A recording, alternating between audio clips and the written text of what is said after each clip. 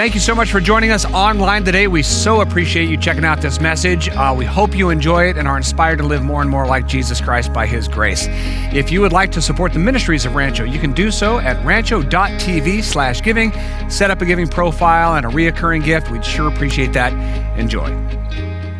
All right, today we are the second to the last week of our Live Free, Do Good series. And a lot of people have had some great input in terms of what each week has done in their lives. I've had great emails and personal meetings and texts about what each week has done in the lives of people who may be struggling and may want to experience a little bit of freedom. And today we're going to do that as well. But I want to start with this question. What does freedom feel like?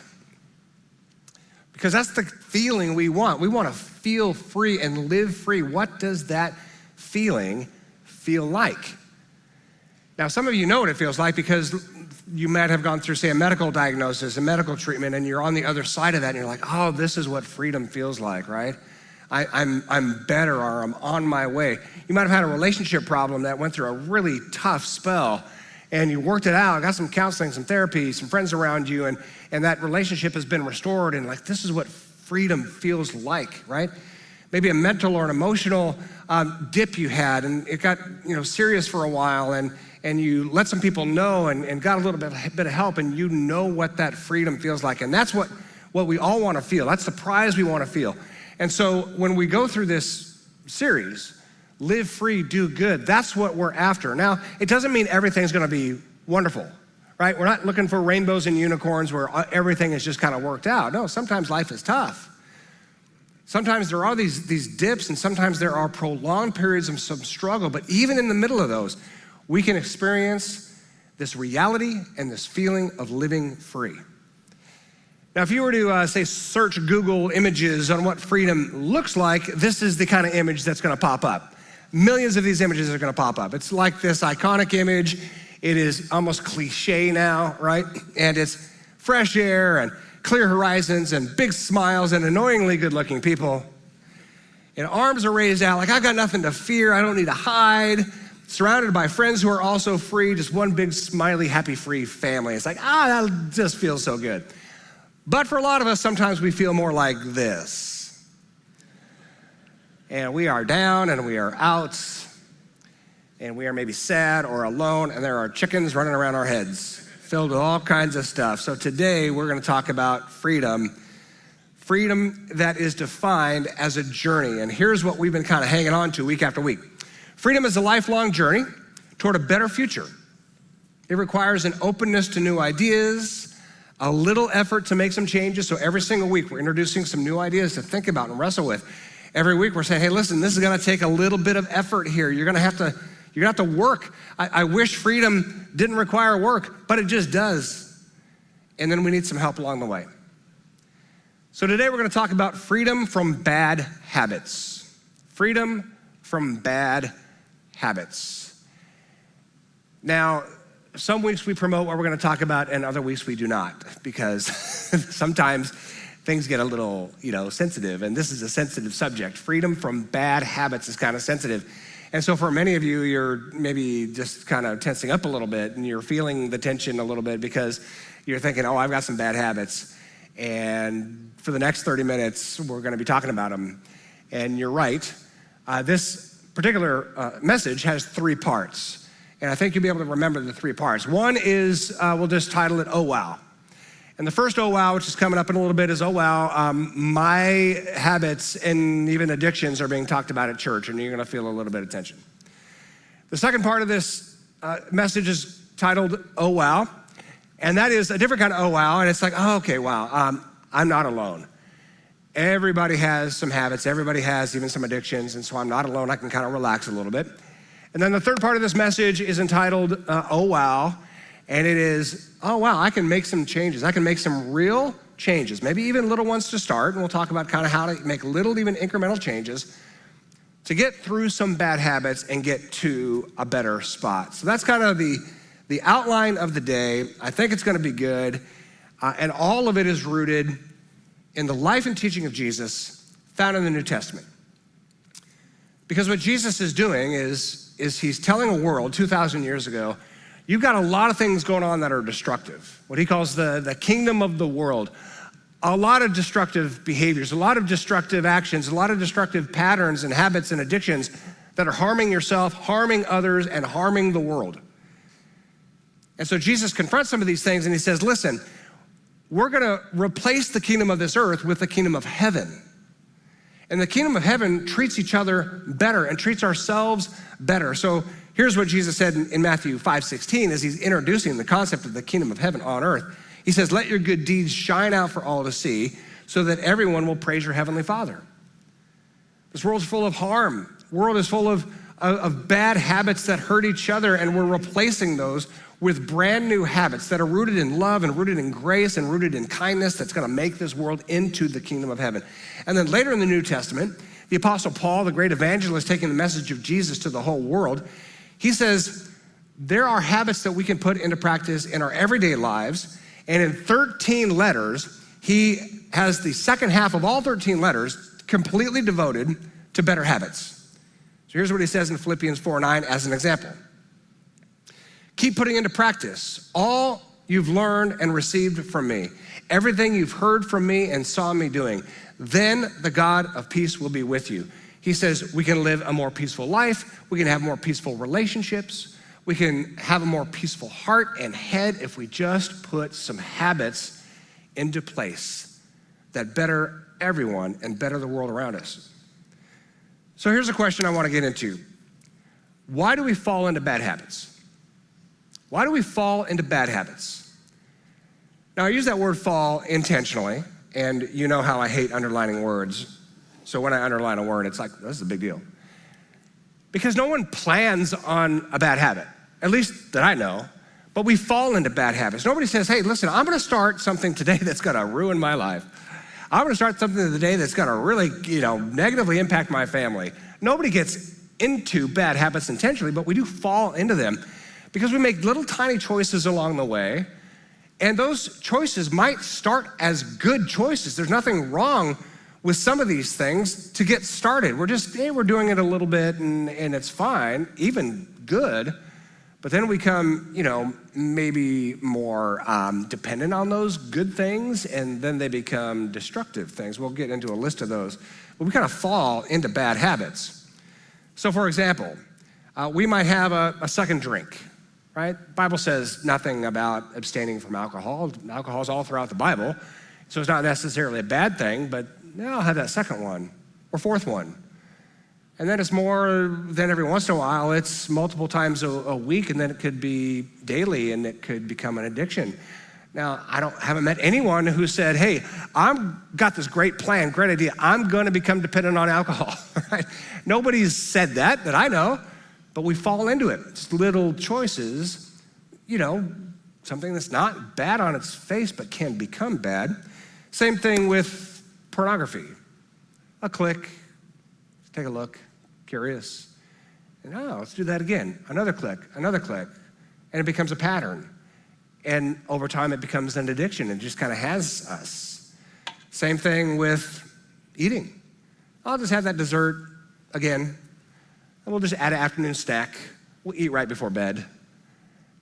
Now, all of a sudden, there's an addiction and a dependency. So we fall into this stuff, and it's normal, and it's natural, and we're not alone. We're not alone. It's just the normal human experience. To put it this way, bad habits are built slowly over time, usually trying to make us feel better in a moment. That's normal.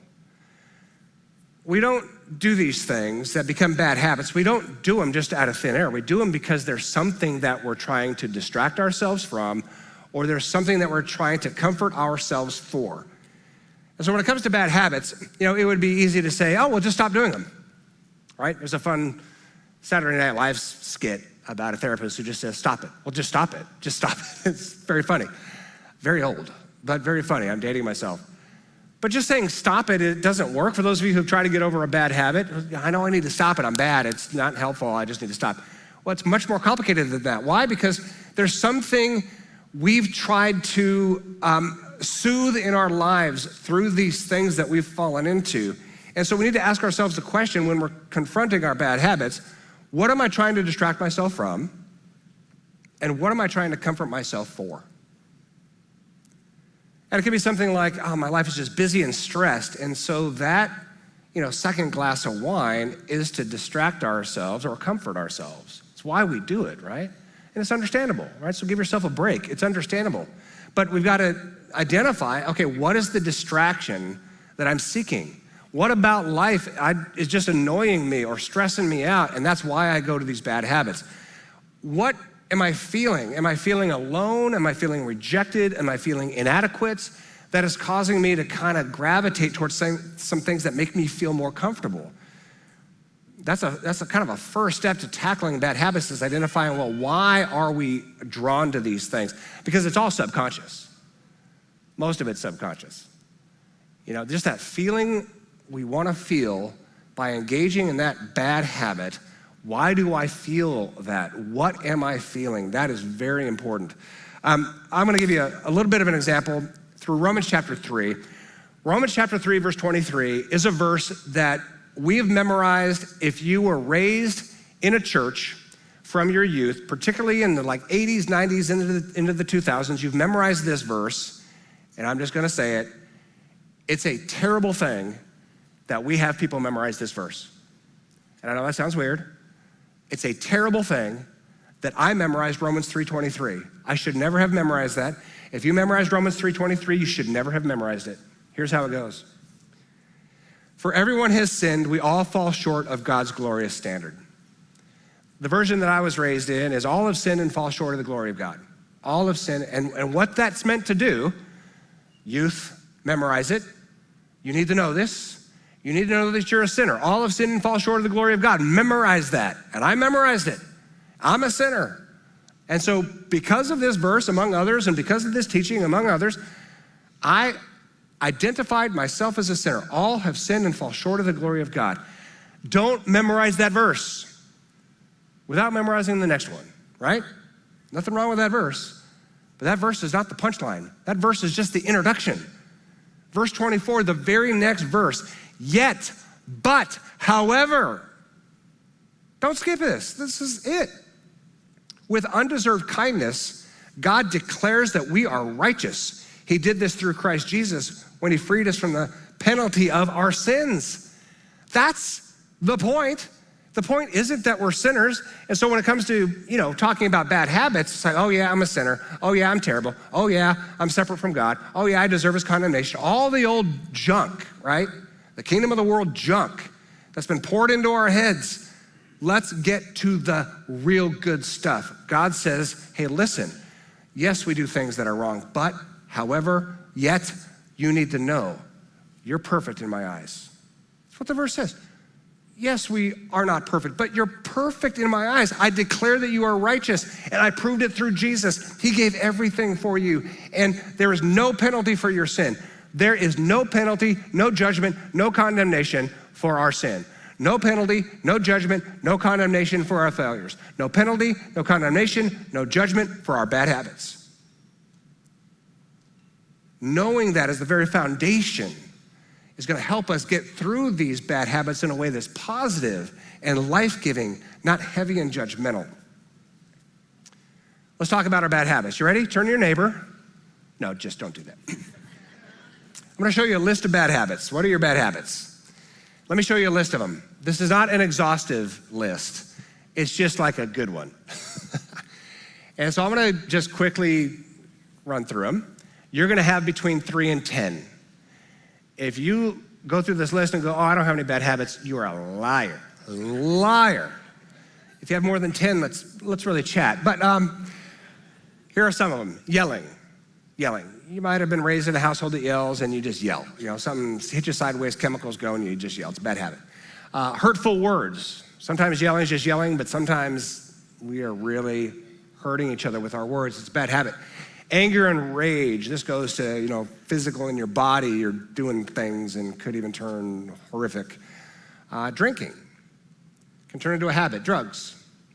Gambling is the new celebrated habit in the United States of America. Every other commercial is some sports gambling site happening all over the place, truly like right now in college basketball. It's an addiction. Pornography, Sex addiction, which can be related to pornography. It doesn't have to be, though. Work addiction, workaholism, just always on in the workplace. Phone addiction. Everybody's addicted to their phone. I mean, some of you may not be. 3 of you may not be. Gotta have it. Overeating, overexercising. Sometimes the overexercisers are like, well, I'm not an overeater. Yeah, but you're an overexerciser. You're engaged in this obsessively. You know, it might seem like a healthy thing to do, but for you, it's not healthy. Over-entertained. So many entertainment options, and we're just soaking it in. Over-talking. Every list I looked at had over-talking as a bad habit. I never thought of over-talking as a bad habit. And then I think of all the over-talkers I know, and I'm like, oh, that's a really bad habit. Said from somebody who gets paid to preach and talk, so I may have that problem. Tell me, please, if I am an over-talker. It's bad. Overspending, overcommitting, just too busy. A sedentary lifestyle, you're just not doing much. Lying, gossip. Gossip is like the #1 habit in the church all over the world. It has been for 2,000 years. I have a prayer request. Did you hear? Stop it. Negative self-talk. We all have that habit to some degree. I truly have not met a human who doesn't have some kind of negative self-talk. We just like, dummy, you did it again. Why can't you do this? All these things in our own heads. Blaming others, judging others, complaining. That's a bad one. And judgers, complainers, and blamers do not know they have that habit. They're like, I'm so non-judgmental. Like, excuse me, you're horrifically judgmental. So anyway, that whole category, they'll never know. And if you try to tell them, watch out, just buckle up. Holding grudges is a bad habit. Procrastinating, later, staying up too late. These are bad habits. So what are yours? You should have between 3 and 10. That's normal. That's totally normal. Now, what I want to do is overlay that list, and it's not an exhaustive list. I'm sure there's hundreds more, but I want to overlay that list with what I would call some risk analysis, because not all bad habits are equally risky. So let me put this list on the right. Some of these habits have some harm to ourselves or great harm, some harm to others, some deep harm to others. Some are more private habits, some are public habits, some are low-risk habits, some are high-risk habits. So let's take 2 examples.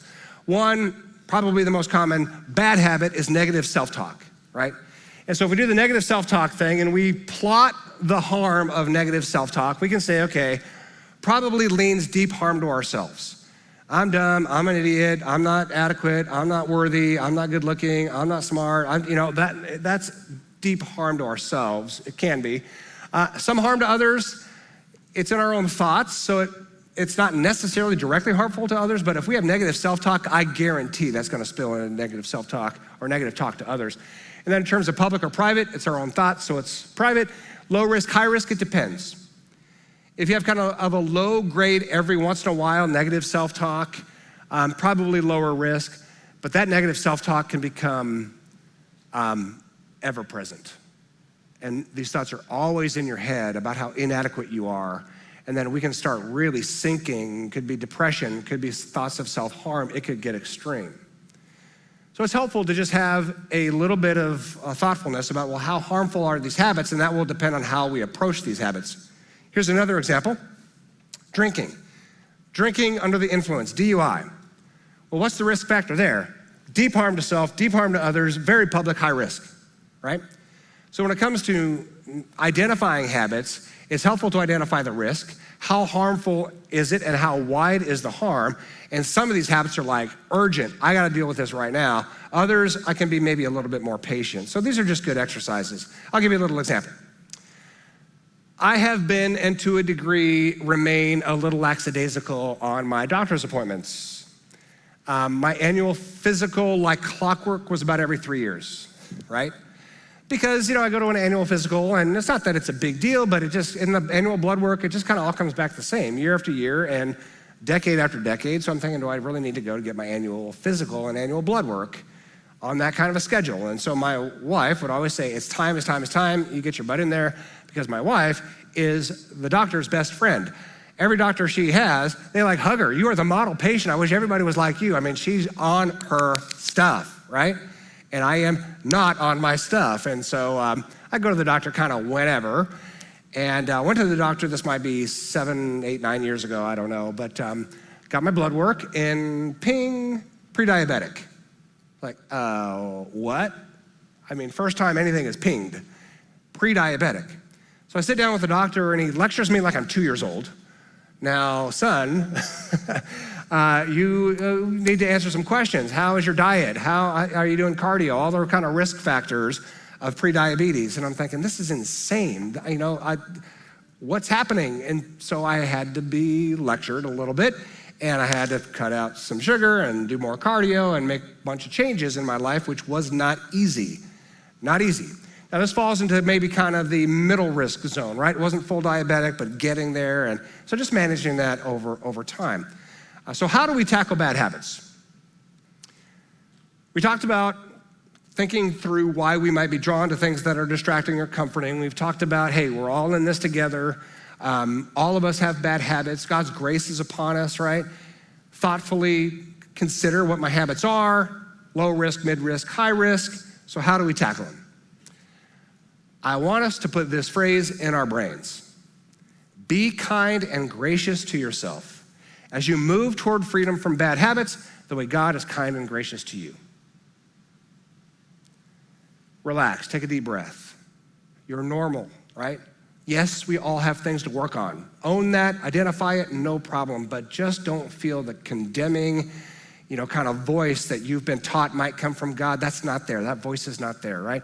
The condemning voice that rattles around in your own head. I should be over this. I shouldn't be doing this. Why do I keep, right? Those kind of self-condemning thoughts and the shame and the guilt that comes along with it. Try to free yourself from that and say, okay, I'm going to be kind and gracious, but I'm going to tackle this stuff. And here's a few things to just think about. Know how difficult it is to break habits. It is hard.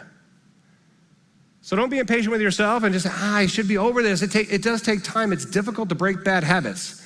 Let me tell you a shocking sentence. At our house, in my bathroom cabinet, is a drawer full of opioids.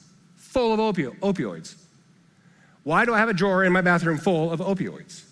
Well, over the years, we've had some surgeries in our house. My daughter's had a couple, broken bone and tonsils, and I just had 2 surgeries. About every 2 or 3 years, my back just seizes and tries to squeeze the living life out of me, and you just get these opioids. Now, we don't necessarily like to use them.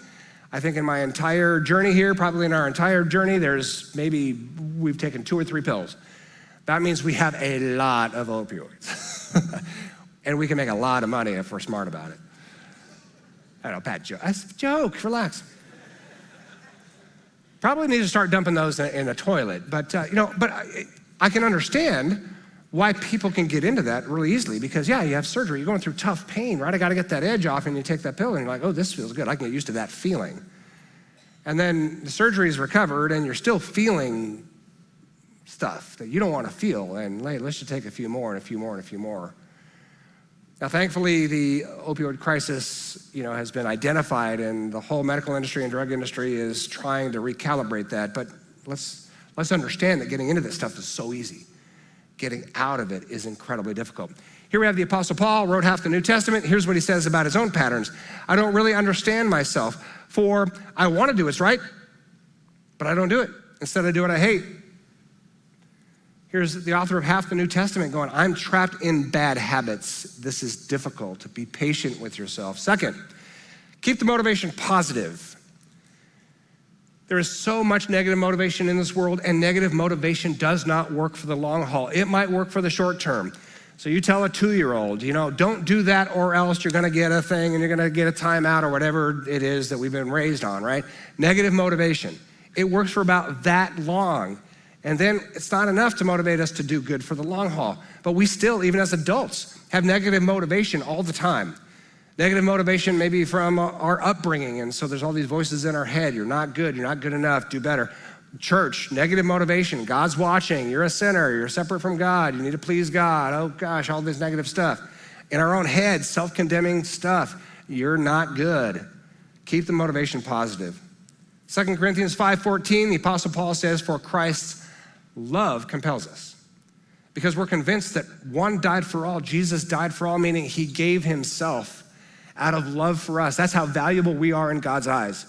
Jesus stood in front of every enemy in the world, every political enemy, every religious enemy, every condemning enemy. Jesus stood in front of it all and was murdered for it, for defending us, for telling us we are children of God. He was so committed to us, he gave his life for us, and it's the love of God that compels us to every good thing. So try to quiet the negative, condemning motivations and just receive the positive motivations from God, from others. Third, same vein, know that God is always for you. God is never like a gotcha God. I'm looking for you to fail. I'm looking for you to sin, then I'm gonna get you. And then if you're good for a while, I'm gonna reward you. That is not the paradigm of God. God is always for us. Romans 8:31, very simply, if God is for us, who can be against us? If God is for us, who can be against us? God is for you. He is for you. Remember that song we love to sing? My personal favorite song around here, The Blessing, he is for you, he is for you, he is for you. Let that soak into our brains. All the condemning voices quiet. God is for us as we journey toward freedom. And then gather people who are for you as well. Gather people who are for you. If there are negative voices in your life, and they could be from people who love you, but they're negative. They could be from your family, but they're negative. It's like, okay, respect the people, but quiet those voices. I need you to stop being negative. I need you to stop condemning me. And surround yourself with people who are for you and bringing positive motivation into your life. I know you can do it. And if you struggle, if you fail, I am here for you. Let me know. And I will pray for you, which is not just a platitude. It's like I'm gonna pray for you, and I'm gonna act on your behalf. And when you are successful in your journey of freedom from habits, I'm gonna be your champion. And when you fail, and when you take 2 steps back, I'm gonna be there to pick you up and give you strength and say, you can do this again. Those are the voices you need in your life. Hebrews 10:24, let us consider how we may spur each other on toward love and good deeds, not giving up meeting together as some are in the habit of doing, but encouraging one another. That's the vision of friends. That's the vision of church. This is a verse to the church. Keep meeting together. And that's one of the reasons why Sundays are so important. Not just that we have a room full of wonderful people, but that our journey is not to be done alone. We need people shoulder to shoulder, side by side. When we fail, pick us up. When we succeed, high five, hugs, tears together, laughing together. That's what we need in this journey. And that journey includes being free from bad habits. Final thing, we can change bad habits into good habits. We could change bad habits into good habits. Now, some of these habits can change patiently and incrementally. And I'm gonna give you a little example here. You remember that blood sugar problem I had? Well, a lot of it came from sugar soda. And so I brought some sugar soda, and I love the Dr. Pepper, and I love the Pepsi. 6 cans a day is what I was drinking. What? That was a condemning laugh. Evil, condemning. Silence your voice. But I didn't wake up intending to drink 6 sugar sodas a day, but it's just like, my wife is buying this stuff at the grocery store and like,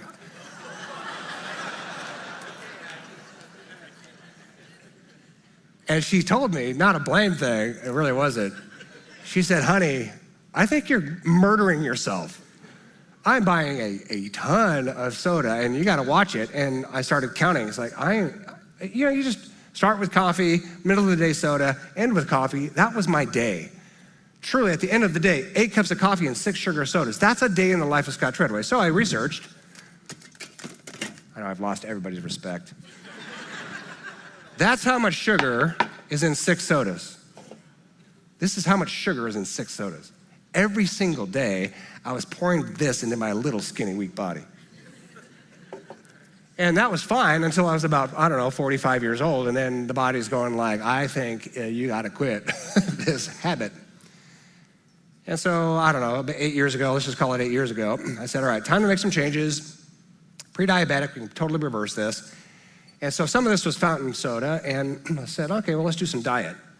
Diet tastes like medicine. Oh, it's gross. Tastes like medicine. But in my journey, and don't judge me, I don't need your condemning stares. It's like, I'm going to diet first. Diet first. I mean, like, diet's the devil. Well, that's your problem. So I started mixing it, because if I had diet soda, it's like, oh, it tastes like medicine. So what I did was 50-50. 50% sugar, 50% diet, and I acclimated myself over time. It took about 2 years, and I went to all diets. I now love diet drinks. So there's Coke Zero. They say it's the best Coke ever made, and they're absolutely right. I think it's the best thing ever made. Coke Zero. So over 2 years, I replaced 6 sugar sodas with 6 diet sodas. You know what happened? Blood sugar went down like a rock, gone. But blood levels are totally good. Do I want to keep drinking 6 diet sodas a day for the rest of my life? I do not. And so several years ago, just started knocking down fewer and fewer Diet Cokes. And so I am down to this day to roughly, depending on the day, no judging from my family, roughly 2 Diet Cokes a day. Yeah, that's great. Thank you. I appreciate that. No more sugar.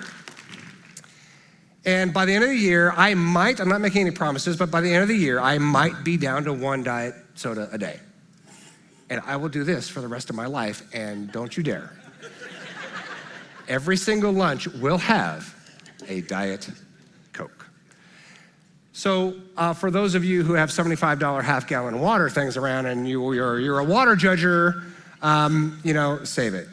But this is my journey in a fairly, let's just call it a mid-risk zone, making some action. It was slow and incremental. The same thing with coffee. I used to have truly 6 to 8 cups of coffee a day, caffeinated, and 6-ish diet or sugar sodas a day. So I'm down to a tight 2 cups of coffee. Tight 2 cups of coffee. So just trying to make some changes. Now, some changes are incremental. Some changes are called RDN changes. RDN. And I got this from one of our pastors. You know what RDN stands for? Right? Darn now. Not darn. Like, this is an RDN. Some habits are so destructive, we don't have 7 years to do a Treadway, slow merge to this. This is a right now. You're destroying your body. You're destroying your family. You're risking your work. The chaos around this habit or this addiction needs to be addressed right now. This is a family intervention looking you in the eye. We love you so much. We are telling you, you've got to stop this right darn now. And it could be drinking. This was our family, right? Just as an example, my dad, alcoholic, 12-pack a day. Every day was chaos. Losing the family, risk of divorce, multiple separations, the anger that came out of alcoholism, that was RDN, and my dad quit cold turkey. He has some failures early on, but I think his 5th time done. And so my dad is free of that addiction. And our family has been saved as a result. In the early church, there was an RDN addiction of gossip. You read every letter of the Apostle Paul, and most of those letters have gossip as an RDN. Right now, you change, church. You're killing each other. He says the whole law can be summed up in this one command: love your neighbor as yourself, right? So he starts with this appeal to a positive motivation. Love is the positive motivation. Then says, listen, if you're always biting and devouring each other, watch out, because you're destroying each other. So I say, let the Holy Spirit guide your lives. Then you won't be doing what your sinful nature craves. Right now, stop it. Stop it.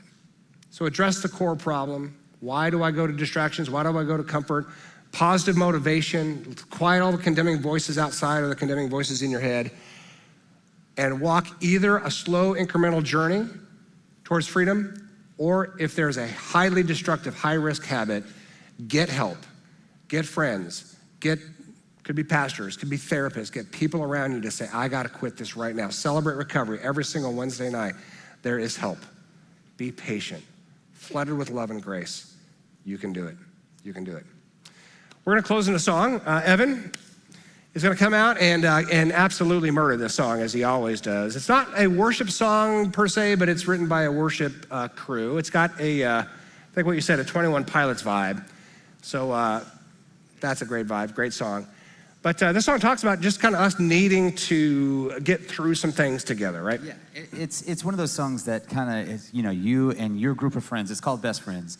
And you and your group of friends, you're going and you're trying different things and going through life, and then you come to this point of saying like, all right, we want to know what's true. We want to know what's real. What is it that's lasting? And it finally comes to the conclusion. We know what the answer is, and it is Jesus. So, it is, yep. Yeah. And this offer and this journey of freedom ahead, but it is with friends by our side, seeking this freedom together. So just stay seated during the song. It's kind of a fun song, and again, you do this very well. We're going to have a fun And I'm time. leaving the stage, and you do not touch my Diet Coke. You got it.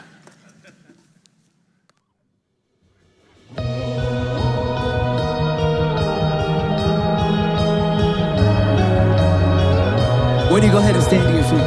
Come on. I don't wanna be on my phone, but I can't be alone. Welcome to the modern way. Trying to be somebody I'm not, but it's not what I want.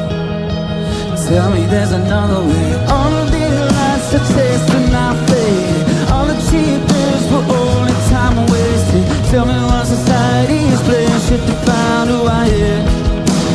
Surely there's another way. All of my best friends are sick of pretending. We want the truth. La la la la. So many dancing. So give us the real thing. I know it's you. La la la la.